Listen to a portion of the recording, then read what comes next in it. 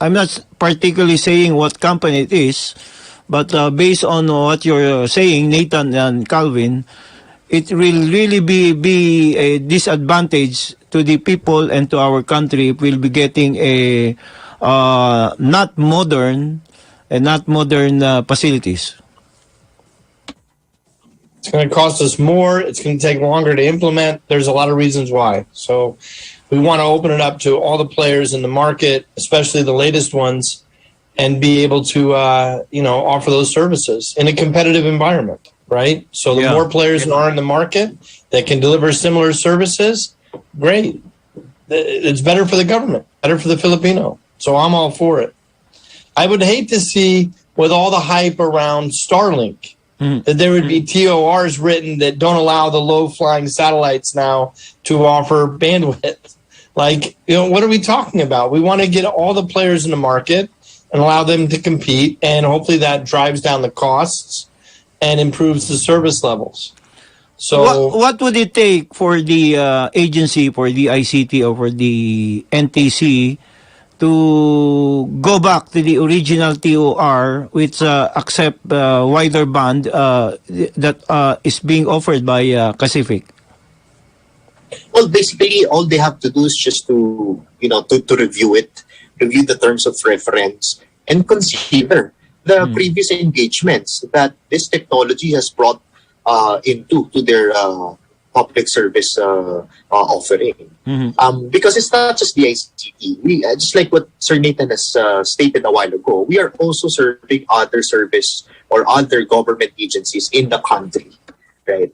And to be honest, it's really funny to see that, again, they are excluding the technology for this particular large amount of transaction, and yet they are championing the technology to be highlighted as one of their deployments and developments in championing the digital inclusivity in our country. So, in the end of the day, sir, all we want to do or all we want to have is to have proper accountability, everything that, they are stating to the public. We're not saying that you only choose Pacific or you only choose KA band. What we're saying is that you open the market to all other players. Because the more players that there is, the better for the Filipino. Because they have several options. And then again, of course, as a rule of competition, prices will be much better for the public's consumption. Yeah, listen, I think it's also important to recognize that, and I've learned a lot about this recently. As you know, Sir Raul, I've been at Customs for the last 2.5 years. And the only reason I got involved in the VSATs was because we were trying to connect the X-ray machines to the command center at the central office. And there's many ports in the country that don't have fiber that can do that, right? So we had to look at alternatives, and VSAT became the alternative. So it's starting to be down this road. And I've learned a tremendous amount about it. And there has been a lot of progress with connectivity in our country. I know from a Department of Education report that came out in January of this year that they've connected nearly 50,000 schools from 2016 to 2020. That's a remarkable achievement. I'm assuming many of those are fiber, or maybe they're even using hotspots in some of those schools. But at least the Department of Education has been on that path to connect more and more schools. I think they deserve a lot of credit for that. I also think that players in the market who've entered our market, who intend on delivering services, Pacific is an ADB-funded company with its mission statement to help fulfill all those regional goals for Southeast Asia. They also have a teleport. So the way satellites work is your VSAT, your little small terminal, communicates with the big terminal in the satellite in the sky. That satellite comes down and connects to what's called a teleport or a ground station. Pacific has now 2 teleports in the country connected by fiber. So if there's an issue with weather at one of those teleports, they simply use or switch to another. Yeah, exactly. So there's redundancy. It's built. So I mean, some of the opposition to this has been really quite interesting to me. What the basis is for that, and we are making progress. I mean, the administration, the Duterte administration, has made wonderful progress, but we want to keep it going. There's still any school that's not connected to the internet in the Philippines should be addressed as a serious issue. Well, I'm just happy that you guys have came to me and is saying all this information. At least the people will be aware of what should be done and what would be their option if the DICT will be allowing more players, more companies to come in, and the public will have a good option to choose which satellite or which company that can give them best service for their connection. And just to give you an information, para lang po sa kalaman ninyo, Mr. Nathan Kinsella is an advisor and consultant with the Bureau of Customs. He's the one who set up a major project within the Bureau of Customs. Kung manonotice po ninyo, I'm sorry Nathan, I'm speaking in Tagalog, kung mahalata ho ninyo, nagkaroon ng modernization project ang Bureau of Customs. And Nathan was the prime mover to connect one agency or one port of Bureau of Customs to another, and a systematic and a synchronized operation from one port, one customs port directly to the Central Command Center. Maaring nagtatanong ho kayo kung sino itong Amerikano na ito na nagsasalita at sinasabi yung katotohanan. Siya po tumutulong sa ating pamahalaan at involved po siya sa gantong technology. Kung kaya't alam po niya yung sinasabi niya. Alam naman natin na ang problema ng ating bansa ay yung internet connection. Ito na yung solusyon. Diba? They have the best technology. I'm not saying na piliin nyo yung kanilang company. But what I'm saying is, diba, they offer a better option. They offer the best technology. Why not? At ang pinagtataka ko lang, baka mamaya, mayroon naghahabol na basta magamit itong proyekto na to, tayo naman pong mga Pilipino ang mahihirapan. Well, going back to you, Nathan, I'm sure you want to make progress with this report. Can you share with our listeners and our watchers what effect does the technology have brought to your project with the Bureau of Customs? Listen, thank you for asking, because nothing makes me more happy than to talk about the progress that the Bureau of Customs has made under this administration. I'm part of the Multi-Sector Governing Council, which is just a volunteer group that was asked by the Commissioner and the Institute of Solidarity in Asia to come in and to help provide some consulting and some recommendations to help the Bureau of Customs in its objectives. And so we went through what's called the governance score PGS system, and this system was part of the transformation of the Bureau of Customs. And what technology does, and we're now the third most automated Bureau of Customs in Southeast Asia. So we're only behind Singapore and Thailand in our region. I think 86% of our processes have been automated. And what this does, it helps improve revenue collection, border security, trade facilitation, and technology helps us speed all of that up. The results speak for themselves. In the last 2 years, the Bureau of Customs has exceeded their targets each year. This year, the Bureau of Customs is well on its path to having the highest revenue collections in the history of the Bureau of Customs. We've exceeded our target in May by over 50 billion pesos. That's an extra 50 billion pesos, hopefully, that the government can use to connect all of these schools all over the country. And, you know, it's amazing. It's been an amazing experience for me. It was one of my experiences here in the country to be part of this. I truly believe in the Filipino, and I truly believe that the Filipino deserves world-class institutions. And the Bureau of Customs, as the second highest revenue-generating agency in this country, deserves to be a world-class organization. And I can confidently tell, Raul, you and your listeners, that the Bureau of Customs has begun a a lengthy transformation process, and we will have a world-class customs organization in the Philippines, and we deserve it. The Filipino deserves it, and I'm really glad the last 2.5 years I was able to be part of that. It was a privilege. It was an honor for me. I can't speak enough about General Guerrero at Customs. I think he's a remarkable leader. I'm very, very grateful that General Guerrero took both the AFP through this PGS process and the Bureau of Customs. And we need to strengthen our institutions. And I'm grateful for leaders like General Guerrero that have really made that effort to do so. So it's been a real privilege and honor for me to watch it. Calvin, on your part, can you share with us what was your contribution for the are you also a member of the Council of Customs? Currently, no, sir. We are helping the Bureau of Customs in conducting POCs and different technology approaches on how they will be able to interconnect their ports using VSAT technology, sir. So, VSAT na rin, satellite na rin ang gamit ng customs. Kaya real-time. They're also real-time in their transaction, right? And eventually we'll be able to build an AI database of all of these scans. Really? And then we'll be able to remove human even intervention because the computers will pick up anomalies in the shipments and it'll be automated.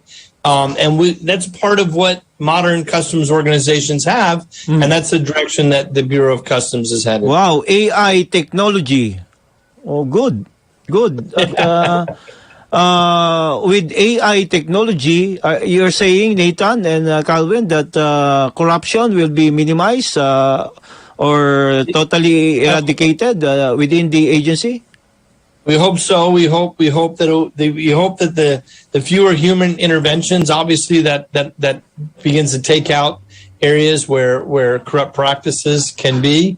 It will improve it.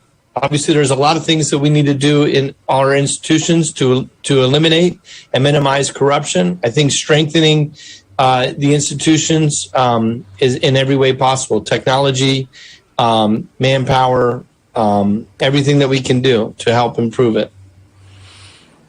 On the part of Calvin? Well, definitely, sir. I mean, the more technology inclusion that we have in all of our processes, the better for all of us, the better for any agency or any institution, because it fastens all of the transactions, it betters all of the transactions. Again, this is all for the benefit of the public. How about BIR, Calvin? Is your company interested also to help BIR? It's one also of the agencies being notorious for being corrupt by the former president. I mean, President Duterte and the incoming president.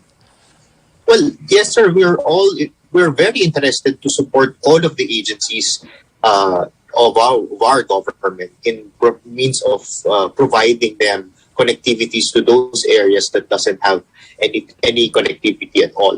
As we all know, all of these agencies would always have their regional offices, their sub-offices located in the farthest regions of our country.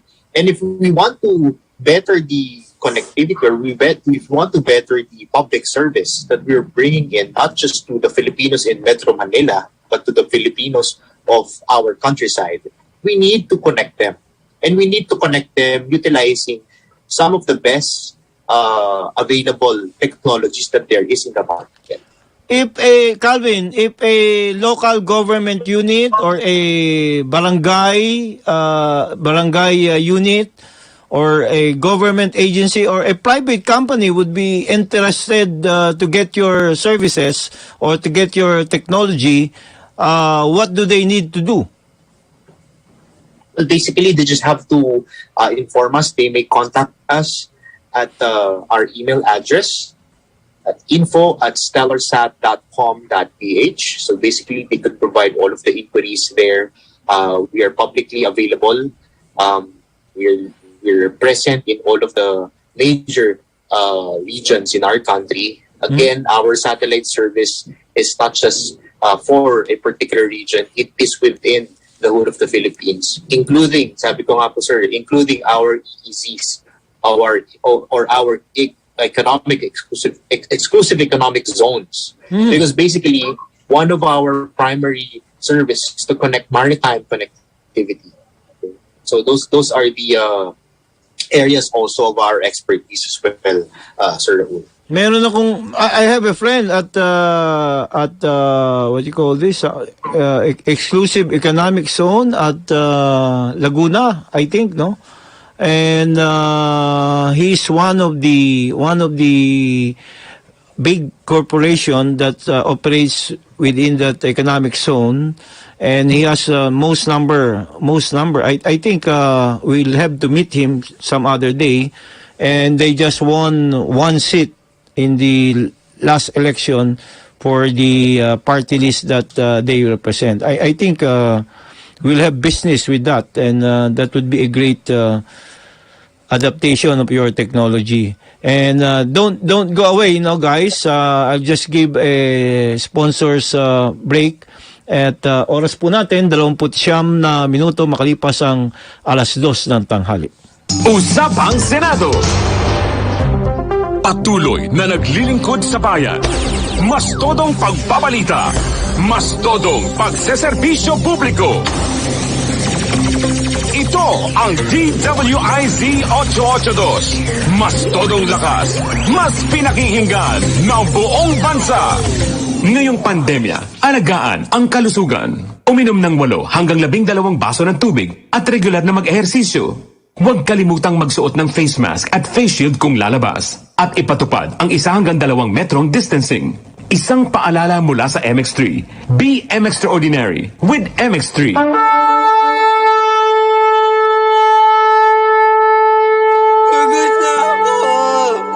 Gusto mo bang ipanganak muli? Paano ba naman ako ipapanganak muli? Ang sinumang tumanggap sa kanya ay binigyan niya ng karapatang maging anak ng Diyos. John 1:12, God is calling you. Isang tawag mula sa MX3, ang tagapaghatid ng magandang balita. DWIZ 882. Sa komentaryo, numero 1, Karambola. Sa pool, si Jarius Bondo. Teka, 4:30 na. At laban para sa karapatan.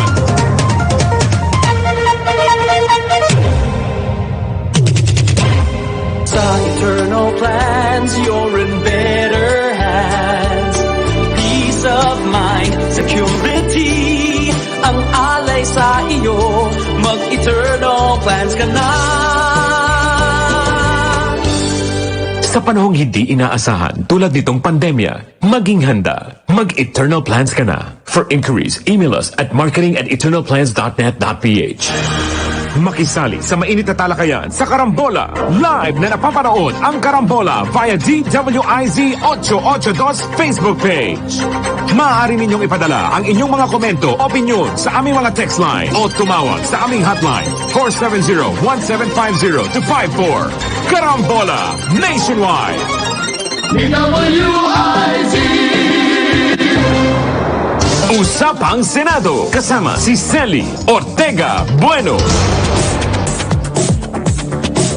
Balik po tayo sa Usapang Senado at pagpaumanhin niyo po at pansamantala po tayong halili kay partner Celi Ortega Bueno. Tinatalakay po natin ang issue dito sa internet connection na pinapatupad sa ating bansa. At nasa kabilang linya nga po natin ang CEO ng KCPIC na si Sir Calvin Palpan at ang ating kaibigan na member ng Customs Advisory Council na si Nathan Kinsella. Nathan, welcome back. Yes, sir. And going back to Calvin, yung inyong technology right now, if you are saying na you have the best satellite technology that will be planning to use artificial intelligence o yung tinatawag na AI, not only for an agency but also for other facilities or other companies. Ano naman, ang tanong naman sigurado ng ating mga kababayan, magkano naman ang kanilang babayaran para makapag-avail nitong inyong satellite technology na mas mabilis, sabi mo na sinasabi ninyo, at mas mura? Well, basically, in terms of the satellite industry, we can say that the offerings are of Pacific in the market is the cheapest among other players. Okay, because the reason why it's cheapest because we offer much faster or much higher bandwidth capacity or allocation for the market. So again, the offerings is actually based on whatever type of use case they would like this particular technology to be used or to have. In fact, sir, just to give you an information, satellite broadband technology is used actually not just as a secondary secondary internet service option, but also as a primary service option as well. Even if a particular enterprise is connected via fiber, gumagamit pa rin po sila ng satellite dahil precisely satellite is like generator. Kumbaga sir, ang mga enterprises natin like banks or major facilities, kapag lahat din nakakonect sa main power line, di ba, meron silang generator pa din na standby, so in case of any major power interruption, meron pa rin silang connectivity that could come in. Meron din ng satellite. No? Kaya kalimitan, ginagamit po ito ng mga major facilities as a secondary facility or secondary internet connectivity. It's because fiber cuts are very prone. Minsan, kaya tayo nawawalan ng internet, hindi dahil walang internet, kung hindi nagkaroon ng problema dun sa fiber optics. Sa linya, no? Oo. Sa ating mga linya, kaya nakakonect sa ating mga bahay or enterprise. And that is probably one of the very reasons why the Bureau of Customs, through its modernization program, did already project of utilizing satellite service as part of their redundancy measures in ensuring that the service that is being brought up to the public will be continuously provided on a 24/7 service. And all other facilities as well, sir, ganyan din ang kanyang perception when it comes to this satellite broadband service utilization. Nathan, you help Bureau of Customs to improve their services, to improve their target collection. Do you have any plans of helping the Commission on Election, COMELEC, which is a scheduled barangay election by December, at least to improve their internet connection and their services for the electorate? Well, I was asked to help with the multi-sector governing council of the Bureau of Customs. If I'm invited to participate and help out anywhere I can, I'm more than glad to. I'm very, very grateful for my experience here in the Philippines, and I really enjoyed being part of the multi-sector governing council of the Bureau of Customs. It provided, at least for me, a way to give back to a country that has been very generous to me, and I felt, just a way to give back. So if I'm invited to participate in any projects during the next administration, or of course, I'll make myself available and be glad to help out in any way that I can. I'm sure many of our watchers and listeners right now would like to ask, why are you helping the Philippines? Why are you helping the Filipinos? I love the Philippines. The Philippines have been very good to me. I was very fortunate back in 2003 when we first came here to be very successful with our call center operations. We're able to build offices all over the country. We're one of the first call centers that left Metro Manila. We had the first operations in Cagayan de Oro. We had first operations in Lanao del Norte. We opened up all over the country, and it gave me a chance to explore many parts of the Philippines, and every part I liked. I really enjoyed visiting all over the country, and it's just a wonderful country, and it's been very, very good to me. And so if I was asked to serve and to be able to give back in any small way, then I look for those opportunities throughout my time here in the Philippines. So this is just one of those times. Thank you, Nathan. Calvin, marami kang proyekto. You have, I know, you have several projects. Big project. why do you insist that your technology should be adopted? I mean, all the technology should be adopted by DICT. Well, basically, sir, again, just like Sir Nathan, we want to express that kind of love for us in a lot of our fellow Filipinos. We want them to experience what other countries or what other nations are already experiencing with the kind of service that we are providing. Again, in 25 countries in Southeast Asia. It is to be honest, it's very heartbreaking for us to know and to see that our very own country is the very main, reason why we aren't able to be allowed to have this kind of service in our country, in our fellow Philippines. Yung bang company ninyo are also involved? I do also have services offered in Hong Kong and Singapore? Calvin? Basically, sir, those countries like Singapore, they have their own satellites.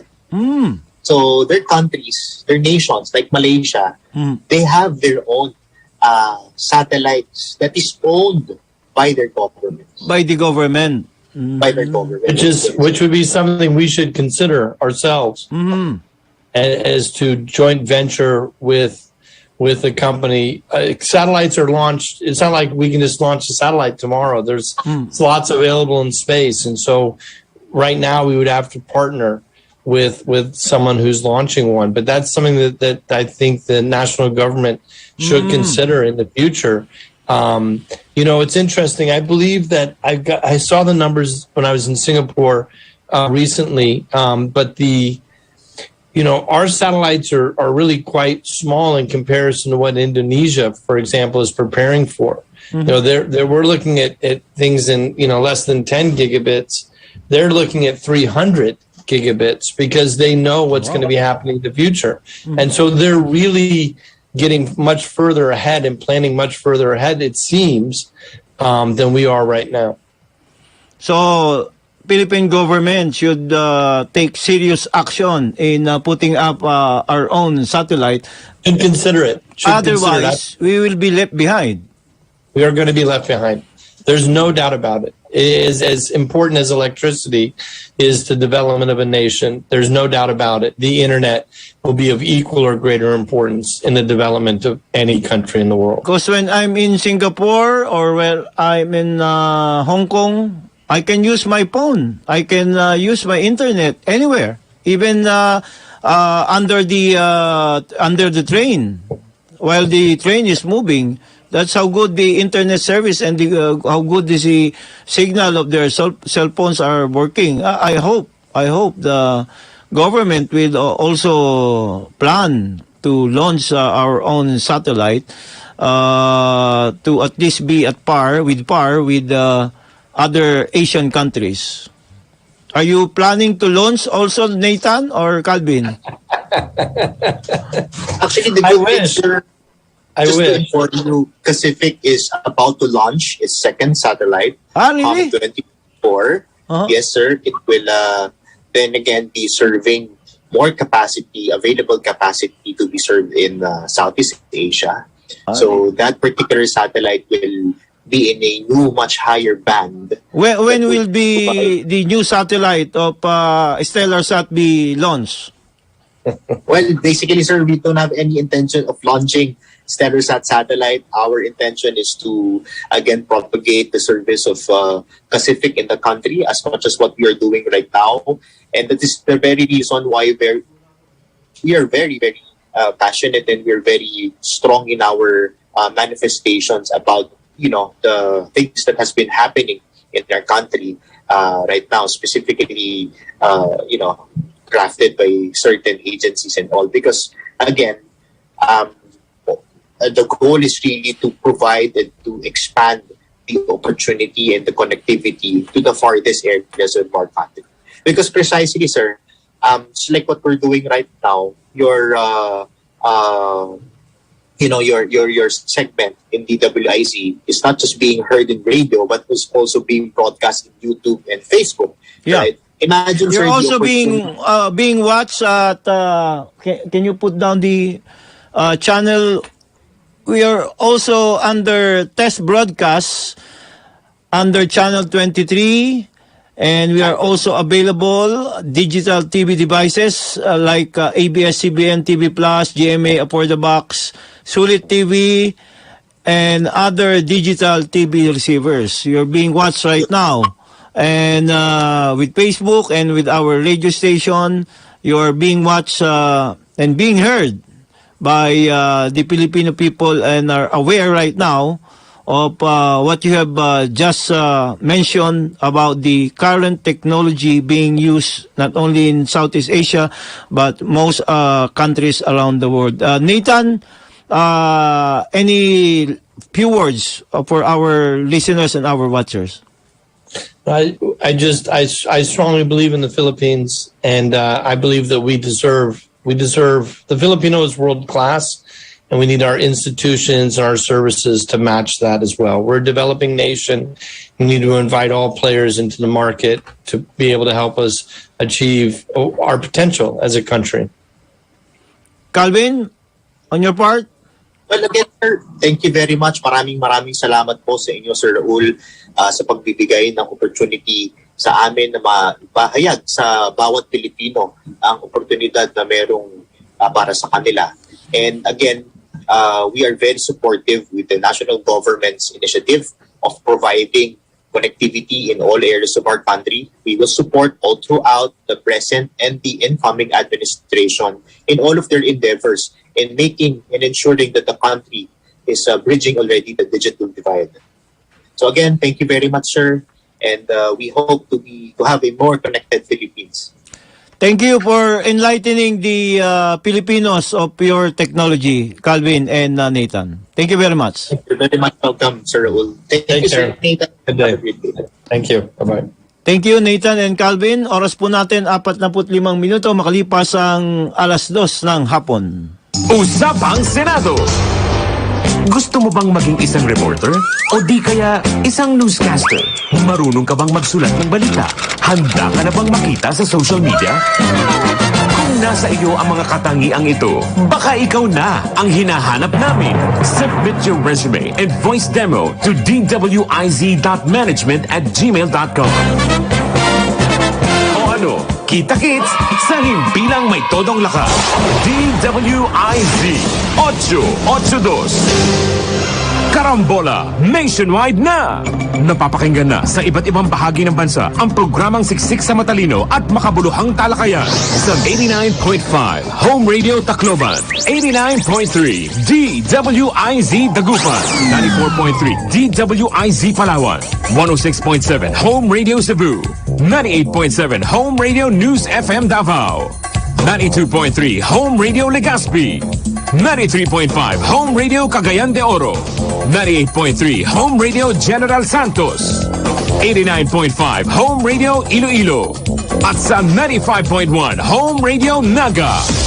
Pakinggan ang Karambola kasama ang mga host ng programa na sina Conrad Banal, Jonathan De La Cruz, and Attorney Trixie Cruz Angeles. Karambola, nationwide na! DWIZ Manila, DWIZ Palawan, DWIZ Dagupan. DWIZ can now be heard anytime and anywhere. Just download the DWIZ app on Apple Store and Google Play Store. Get updated with the latest news in and out of the metro and participate in the discussion.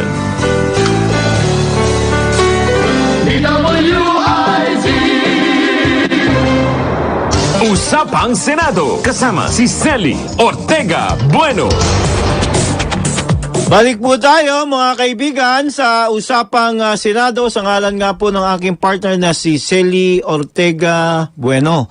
Katetext nga lahat, nagpapasalamat Alam mo partner madali lang naman kami, espasol lang, no? At saka Lanzones galing ng ng Laguna. May Lanzones na ba? Wala pa. Wala pa. Meron kasi si Celi kasi, meron siyang farm. Ang laki ng farm niya. 20 hektarya. ano pa lang yun, Lanzones pa lang yun. Wala pa yung mga baka, ganyan ka big time ang aking partner na si Celi Bueno. Anyway, partner, enjoy ka dyan at death anniversary nung kanyang inanay dyan sa Laguna, sa Nagkarlan, if I'm not mistaken. At happy listening po sa inyong lahat dyan. At ngayon po ay June 11. Tomorrow is 124th Independence celebration ng ating bansa. Kanina nga po, sinabi ni Police Major General Val De Leon na handang-handa na ang kapulisan in coordination with the local government units sa iba't ibang lugar na magkakaroon ng pagdiriwang ng ating araw ng kasarinlan. May Maynila, may San Juan, mayroong Davao, may Cavite, ang dami. Merong sa Bulacan at maging yung kanilang paghahanda ng PNP ni Police Major General Valeriano De Leon sa oath-taking ng ating incoming president na si Bongbong Marcos ay nakahanda na rin at patuloy yung kanilang koordinasyon sa Presidential Security Group at sa lahat po ng mga VIP, mga dignitaries na darating. Kung kaya't ang pakiusap po ng ating mga kapulisan on June 30 doon po sa oath-taking dyan po sa National Museum, maghihigpit po sila. No? Bago pa lang mag June 30, maghihigpit po sila sa paligid ng National Museum as a security precautionary measure. So kung kayo ho ay hindi naman kasama dun sa naimbitahan, live naman po yan, mapapanood nyo dito sa aming himpilan, sa aming test broadcast sa Free TV Channel 23 at mapapanood din po yan sa digital devices ng ABS-CBN, TV Plus, ang GMA Upper the Box, ang Sulit TV at iba pang mga digital TV receiver. No, ilagay nyo lang po, i-scan nyo lang yung inyong television, makikita nyo po yung test broadcast ng DWIC high definition TV at mapapanood nyo na live yung seremonyas ng oath-taking ni incoming President Ferdinand Bongbong Marcos. Huwag na ho kayo pumunta doon dahil mahigpit ang seguridad at ang kapulisan, ang Presidential Security Group ay dilimitahan yung tao as observation na rin sa health protocol at magkakaroon ng mga choke points sa paligid. So I assume yung harapan ng National Museum, yung harapan ng Manila City Hall, magkatalikuran lang yan . So magkakaroon ng rerouting dyan. So kung kayo ay wala rin lang lakad ng June 30, that is a Thursday, ay iwasan nyo na po yung paligid ng National Museum at nasa sentro yan. Kung magpupunta kayo ng Intramuros, kung walang activity, napaka-traffic dyan sa lugar na yan, lalo na kung may activity. So ang traffic niya, naabot yan hanggang lampas, hanggang Chinatown, hanggang sa may Ross Boulevard. Kung kaya't iwasan nyo po yung National Museum area on the day ng oath-taking on June 30. Hindi ko natalakay pala kanina yung issue naman dyan sa airport. May nag-text sa akin. Ang sabi, pwede nyo bang talakayin yung basahin natin, ha?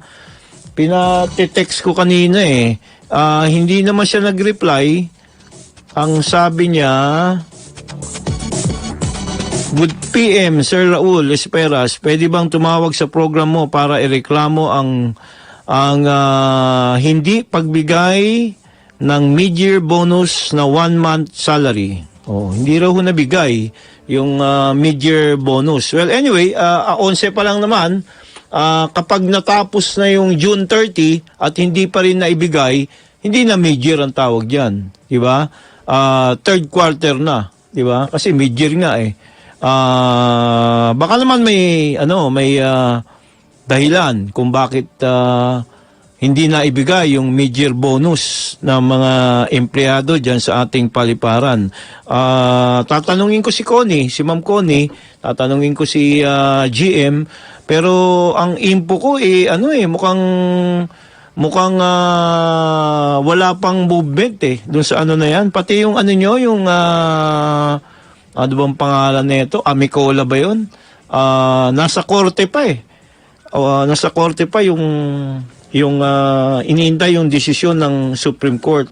Pero nung araw, sinabi naman sa akin ni GM, nung araw, even that was 3 years ago, ang sabi sa akin, doon sa Amicola, kapag meron ng desisyon ang korte na ibigay yung Amicola ninyo dyan sa airport, yung mga empleyado dyan sa airport, ibibigay naman daw at may pera naman daw. I just don't know kung ano nangyari dito sa mid-year bonus na 1 month salary dyan sa ating mga kaibigan, dyan sa Ninoy Aquino International Airport. O ano pa bang balita sa ating paliparan? The other week, nagkaroon ng issue na meron naglabas na isang website, sinasabi na yung business class traveler daw pangit sa ating paliparan. Pina-verify ko. Meron bang nag-research na sino mang writer o sino mang website kung bakit sinasabi na business class traveler pangit sa ating paliparan? Ang sabi sa akin ng Airport Authority at ang CAAP mismo, maging ang MIAA, wala ho. Meron bang humingi ng passes para mag-ikot